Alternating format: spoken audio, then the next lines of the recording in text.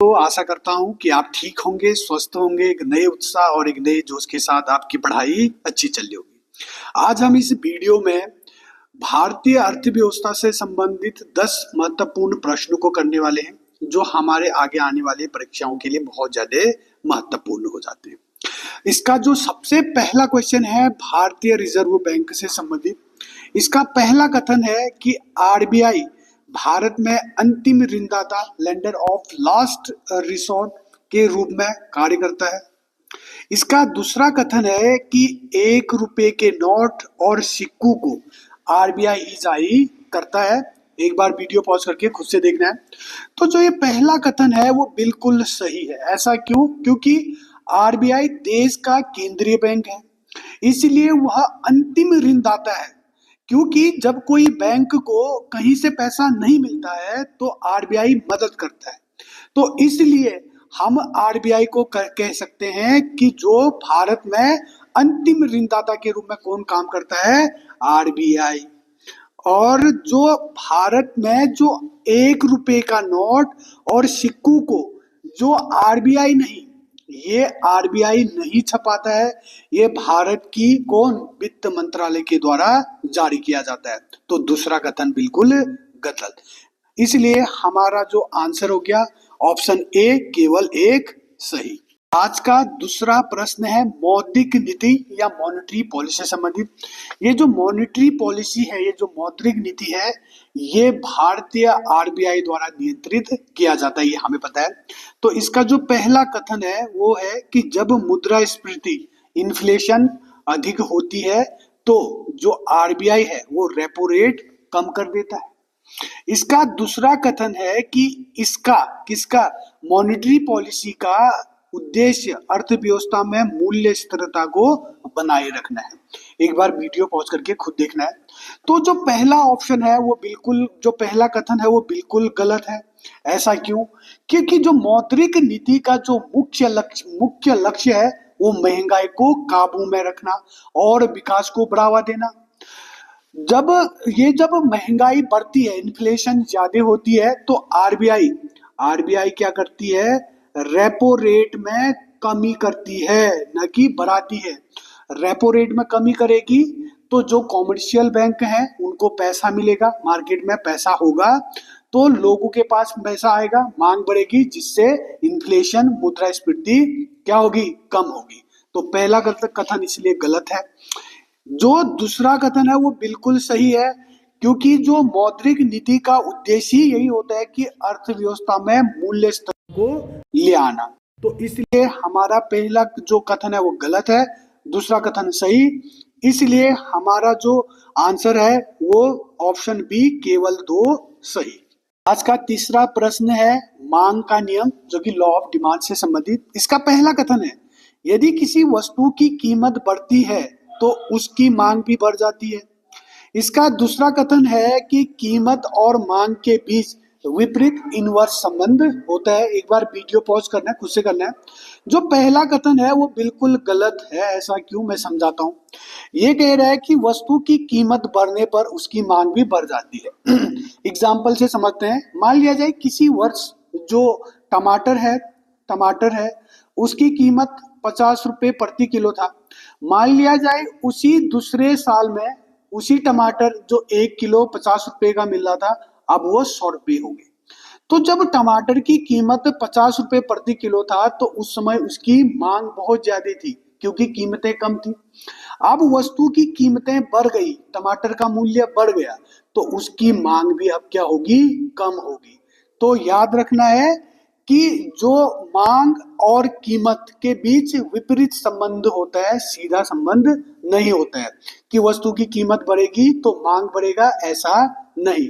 और दूसरा कथन बिल्कुल सही है कि कीमत और मांग के बीच विपरीत संबंध होता है। इसलिए हमारा जो आंसर हो गया ऑप्शन बी, केवल 2 सही। आज का चौथा प्रश्न है बैंकिंग शब्दावली से संबंधित। तो पहला कथन है इसका, रिवर्स रेपो रेट वह दर है जिस पर बैंक अपना पैसा आरबीआई के पास जमा करते हैं। इसका दूसरा कथन है जो एसएलआर होता है, वैधानिक तरलता अनुपात के तहत बैंकों को सोना या सरकारी प्रतिभूतियां रखनी पड़ती हैं। एक बार वीडियो पॉज करके खुद से देखना है।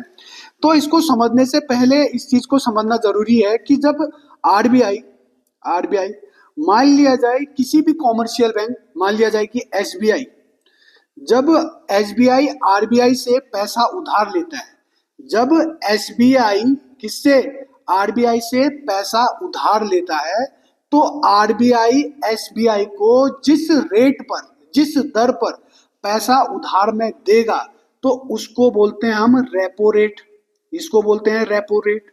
इसका उल्टा, जब एसबीआई अपना पैसा किसके पास, आरबीआई के पास रखेगी, जब एसबीआई आरबीआई के पास पैसा रखेगी, तो उस समय आरबीआई जिस इंटरेस्ट पर वो पैसा रखेगी उसको बोलते हैं हम reverse repo rate, reverse repo rate, ये याद रखना है। तो ये बिल्कुल सही कि रिवर्स रेट वह रेट होती है जिस पर बैंक अपना पैसा आरबीआई के पास रखते हैं, तो बिल्कुल सही।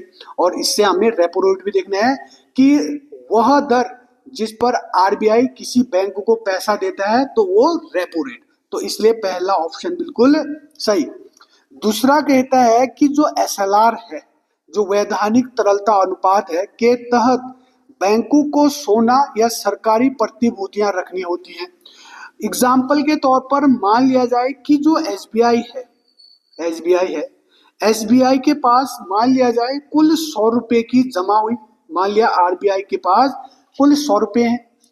इस 100 रुपये में से वो टोटल 100 रुपये उधार के तौर पर मार्केट में नहीं दे सकती है, तो उसी को रोकने के लिए जो आरबीआई कहती है कि कोई भी बैंक सबसे पहले तो सीआरआर के तहत क्या करेगी, जो सीआरआर के तहत ये पैसा आरबीआई के पास रखना होता है पैसे के रूप में, और एसएलआर के तहत कुछ पैसा जो कि सोने के रूप में और सरकारी प्रतिभूतियों के रूप में बैंक के पास रखनी होती है, खुद के पास रखनी होती है।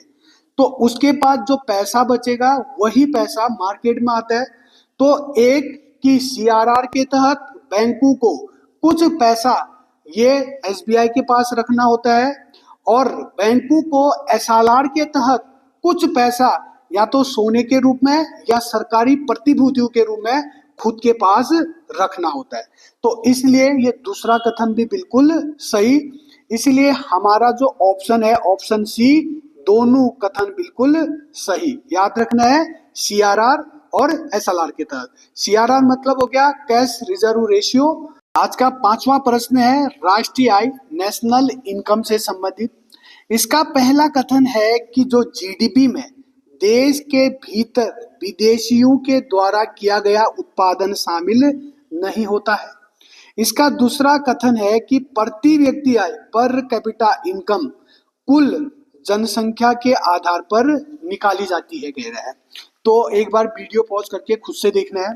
तो ये जो जीडीपी है, किसी भी देश की जो जीडीपी है, उसके कैलकुलेशन या उसमें जो हिस्सेदारी होती है वो उन विदेशी कंपनियों की भी होती है जो हमारे देश में उत्पादन कर रही है। याद रखना है, मान लिया जाए कि सैमसंग हमारे देश में फैक्ट्री है सैमसंग कंपनी की। यदि वो सैमसंग हमारे देश में फोनों का उत्पादन करती है, तो उन फोनों के उत्पादन से जो भी आय जनरेट होगी वो हमारे देश के जीडीपी में शामिल होगी। और दूसरा एग्जाम्पल है, यदि हमारे कोई कंपनी है हमारे देश की और उसका कोई फैक्ट्री विदेश में है, मान लिया जाए रूस में है, और उस कंपनी ने रूस में कोई भी चीज बनाया, माना टाटा मोटर्स का ही कोई फैक्ट्री रूस में है, तो रूस में उसने बहुत सारी गाड़ियां बनाई, तो उन गाड़ियों से उसका जो भी उत्पादन हुआ होगा, उससे जो भी पैसा बना होगा, जो भी आय बनी होगी, तो वो आय रूस के जीडीपी में शामिल होगा, न कि हमारे देश के जीडीपी में। तो इसलिए पहला कथन बिल्कुल गलत। तो ये है कि जीडीपी हमारे देश में जितने भी बाहर की कंपनी है या हमारी कंपनी है, द्वारा उत्पादित आय जो एक साल के भीतर गणना की जाती है उसी को हम जीडीपी कहते हैं। तो इसलिए पहला कथन बिल्कुल गलत। दूसरा जो है कि जो पर कैपिटा इनकम है, पर कैपिटा इनकम किसी भी राष्ट्र की प्रति व्यक्ति आय है वो कैसे प्राप्त होता है? कुल आय की, उस देश की कुल आय या कुल जीडीपी से अगर हम उस देश की जनसंख्या से क्या करें, जनसंख्या से भाग कर दें, उस देश की कुल जनसंख्या से भाग कर दें, तो जो हमें प्राप्त होता है उसी को बोलते हैं हम प्रति व्यक्ति आय। तो दूसरा जो कथन है वो बिल्कुल सही, इसलिए हमारा उत्तर कथन बी मतलब ऑप्शन बी केवल 2 सही। आज का छठा प्रश्न है प्रत्यक्ष और अप्रत्यक्ष कर टैक्सेस से। इसका पहला कथन है आयकर जो इनकम टैक्स है एक प्रत्यक्ष कर है। दूसरा कथन है जो जीएसटी है एक गंतव्य डेस्टिनेशन बेस्ड अप्रत्यक्ष कर है। वीडियो पॉज करके खुद से देखना है। तो जो ये पहला कथन है वो बिल्कुल सही है। ऐसा क्यों? जो आयकर है, जो इनकम टैक्स है, वो एक प्रत्यक्ष कर है। प्रत्यक्ष कर किन्हें कहते हैं? प्रत्यक्ष कर उन्हें कहते हैं जब कब कर किसी व्यक्ति पर, जिस व्यक्ति पर प्रत्यक्ष कर लगता है और उसी का प्रभाव उस व्यक्ति पर हो तो उसे प्रत्यक्ष करते हैं। जिस व्यक्ति पर कर लगता है और प्रभाव भी उसी व्यक्ति पर पड़े तो उसे प्रत्यक्ष कर कहते हैं। तो हमारा जो इनकम टैक्स है, जो आयकर है, वो एक प्रत्यक्ष कर है। क्योंकि यदि किसी व्यक्ति का 10,000 मंथली इनकम है और यदि किसी व्यक्ति का इनकम 1 लाख रुपए है तो 1 लाख रुपए पर लगने वाला इनकम अलग होगा, जबकि 10,000 आय वाले व्यक्ति पर लगने वाला इनकम टैक्स अलग होगा। तो इसलिए जो हमारा आयकर है, जो आयकर है वो एक प्रत्यक्ष कर है, क्योंकि जिस पर लगता है उसी पर प्रभाव पड़ता है, इसलिए इनकम कर एक प्रत्यक्ष कर है। जबकि जो दूसरा कथन है वो जीएसटी एक गंतव्य आधारित कर है। हमें पता है कि जीएसटी एक अप्रत्यक्ष कर है और अप्रत्यक्ष कर होने के साथ साथ ये गंतव्य आधारित कर है। गंतव्य आधारित कर कहने का मतलब हो गया कि टैक्स वहां जमा होती है जहां सामान की खपत होती है। तो अंतिम रूप से जिस व्यक्ति से हम सामान लेते हैं तो उन पे जो कर दिया जाता है वो जीएसटी है। डेस्टिनेशन बेस्ड जो कर है वो जीएसटी है और जीएसटी एक इनडायरेक्ट टैक्स है। तो दूसरा कथन भी बिल्कुल सही, इसलिए हमारा जो आंसर है ऑप्शन सी, दोनों कथन बिल्कुल सही। आज का 7वां प्रश्न है सेबी और शेयर बाजार से संबंधित। इसका पहला कथन है सेबी एक संवैधानिक निकाय है, कॉन्स्टिट्यूशनल बॉडी है कह रहे हैं। दूसरा कथन है कि जो निफ्टी है वो बॉम्बे स्टॉक एक्सचेंज बीएसई का एक सूचकांक है कह रहा है। एक बार वीडियो पॉज करके खुद से करना है। तो जो ये पहला कथन है वो बिल्कुल गलत है, क्योंकि जो सेबी है, सेबी का गठन 1988 में हुआ था और इसको सेबी के एक अधिनियम के तहत 1992 में इसको संवैधानिक स्टैच्यूरी बॉडी के रूप में गठन किया गया। तो ये एक संवैधानिक नहीं है, ये एक सांवैधिक है। तो पहला कथन बिल्कुल गलत। दूसरा कह रहा है कि जो निफ्टी है वो बॉम्बे स्टॉक एक्सचेंज बीएसई का क्या एक सूचकांक है, ये कथन भी बिल्कुल गलत है, क्योंकि जो ये निफ्टी है ये निफ्टी नेशनल स्टॉक एक्सचेंज का एक सूचकांक है, न कि बीएसई का बॉम्बे स्टॉक एक्सचेंज का। तो इसलिए दूसरा कथन भी बिल्कुल गलत। इसलिए हमारा जो आंसर है वो दोनों कथन बिल्कुल गलत, ऑप्शन डी। आज का जो 8वां प्रश्न है वो विदेशी मुद्रा भंडार या फॉरेक्स रिजर्व से संबंधित है। इसका पहला कथन है कि इसमें केवल अमेरिकी डॉलर को शामिल होते हैं। इसका दूसरा कथन है इसमें गोल्ड और एसडीआर विशेष आहरण अधिकार भी शामिल होता है। एक बार वीडियो पॉज करके खुद से देखना है। तो ये जो पहला कथन है वो बिल्कुल गलत है, क्योंकि विदेशी मुद्रा भंडार के रूप में हम केवल डॉलर को नहीं कई विदेशी मुद्राओं को शामिल करते हैं, जैसे यूरो को, जो यूरोपियन यूनियन का है वो यूरो को, येन जो चीन की जो येन, और सोना के रूप में भी हम विदेशी भंडार के रूप में जमा कर सकते हैं, और IMF का जो रिजर्व करेंसी है SDR, इसके रूप में भी हम विदेशी मुद्रा भंडार को क्या करते हैं, आरक्षित करते हैं, जमा करते हैं, न कि केवल अमेरिकी डॉलर। तो इसलिए पहला कथन बिल्कुल गलत। जबकि दूसरा कथन कह रहा है कि इसमें सोना जो विदेशी भंडार के रूप में जो हम अपने देश में जो रुपए जमा करते हैं फॉरेक्स के रूप में, उसमें गोल्ड भी होता है। हमने IMF का SDR भी देखा था, हमने येन भी देखा था, हमने जो यूरोपियन यूनियन का है यूरो वो भी शामिल किया जाता है। तो दूसरा कथन बिल्कुल सही। अभी के समय में भारत के पास लगभग 600 बिलियन